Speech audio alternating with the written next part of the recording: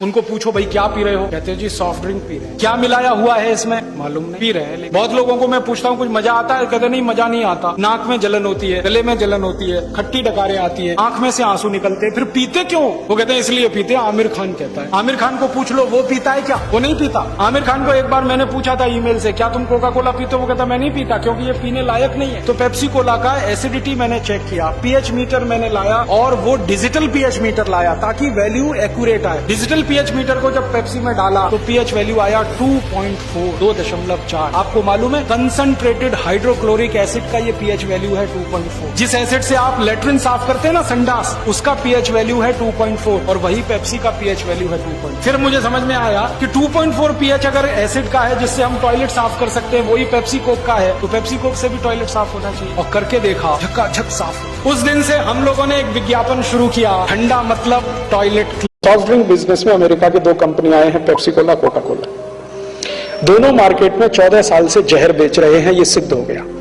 1997 से तो हम चिल्ला चिल्ला कर कह रहे हैं कि ये लहर पेप्सी नहीं जहर पेप्सी है। मैं 1997 से हर पब्लिक मीटिंग में कह रहा हूं लहर पेप्सी नहीं जहर पेप्सी। 1997 से हर पब्लिक मीटिंग में मैं कह रहा हूं कि ये ठंडा नहीं है, टॉयलेट क्लीनर है। लेकिन पिछले साल भारत की सभी बड़ी प्रयोगशालाओं ने यह सिद्ध कर दिया है कि पेप्सी कोक टॉयलेट क्लीनर है और वो जहर है। भारत की सबसे बड़ी प्रयोगशाला CFTRI, central food for technological research institute, उन्होंने सिद्ध कर दिया कि ये जहर है और ये भी कहा कि ये टॉयलेट क्लीनर से भी ज्यादा खराब है। वैज्ञानिक कह रहे हैं कि ये जहर बेच रहे हैं 14 साल से और भारत के किसानों ने सिद्ध कर दिया है। भारत के बहुत सारे गांव के किसानों ने पेप्सी कोक स्प्रे किया है और सब कीड़े मर गए हैं, सब जंतु मरे हैं फसल के।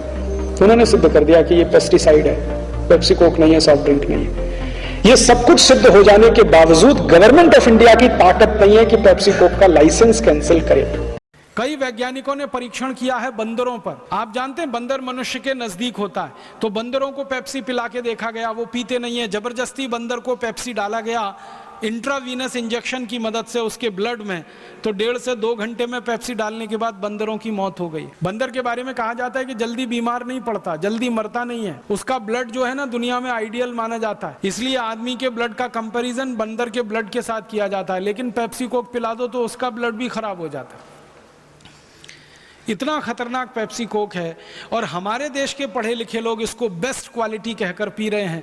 मुझे आपसे विनम्रता पूर्वक एक ही बात कहनी है, अपने अपने गांव, अपने अपने शहर, अपने अपने जिले में तो पहला कदम ये उठाएं कि आज के बाद आप में से कोई पेप्सी कोक पिएगा नहीं, किसी को पीने के लिए कोई ऑफर करेगा नहीं। किसी ने मुफ्त में भी आपको ऑफर कर दिया तो विनम्रता पूर्वक उसको वापस करेंगे, क्योंकि हम सच में भारत माता की जय कराना चाहते हैं।